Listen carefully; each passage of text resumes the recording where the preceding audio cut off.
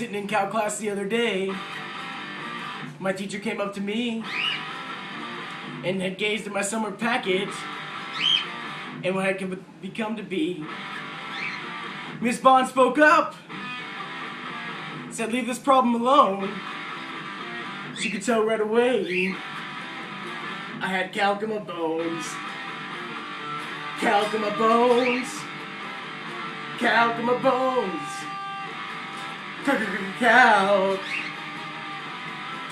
Calc. Calc. Calc in my bones. Chapter 1 was a review. We started off with Chapter 2. Now that's all limits. They didn't seem important then, but if I had forgotten them, I would have been screwed at the end of the year. But I didn't forget them, because I had calc in my bones. Calc in my bones. Calc in my bones. Calc. Calc. Calc.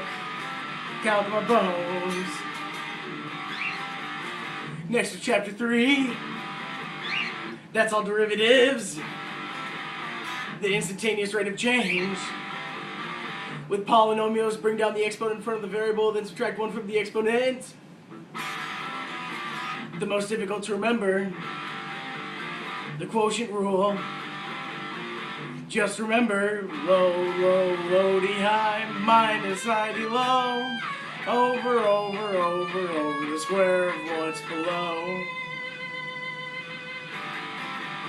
But I never forgot because I had calc in my bones. Calc in my bones. Calc in my bones. Calc. Calc. Calc. Calc in my bones. Chapter 4, applying derivatives. Velocity is the derivative of position. Acceleration, the derivative of velocity. And jerk, the derivative of acceleration. Chapter 5, estimating the area underneath the curve. LREM, RREM, MREM, and the trapezoidal rule. Just divide each curve into a bunch of rectangles and trapezoids. But it was never hard because I had calc in my bones. Calc in my bones. Calc in my bones. Calc. Calc. Calc. Calc in my bones. Chapter 6 is integration. First, you need to know how to antiderive. Just use the derivative process but backwards. Hopefully you can use U sub, if not then parts. Then to integrate, evaluate that function at the top value minus the bottom.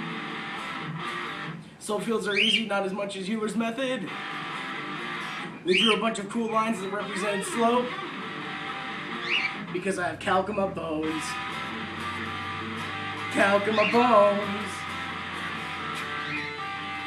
Calc in my bones. Calc. Calc. Calc. Calc in my bones. Next is Chapter 7, washers and discs. Integrate the top minus the bottom, whatever fits. Don't forget about pi if it's rotating. But if not, leave it to do its own thing. Chapter 8 is L'Hopital, the return of limits. For this, you just derive the numerator and then the denominator. Coming up next is what separates AB from BC. When you find out if you have calc in your bones. Calc in my bones. Calc in my bones. Calc. Calc. Calc. Calc in my bones. Chapter 10, parametric vectors and polar functions. To know these, just derive and integrate the two functions separately. Next comes the hardest chapter of your life. Chapter 9, infinite series. Memorize the Taylor-Maclaurin series. Know how to find that radius of convergence.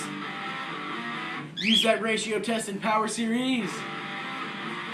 Do this and you'll have calc in your bones. Calc in my bones. Calc in my bones. Calc. Calc.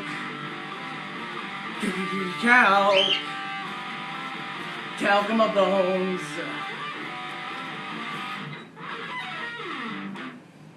Good.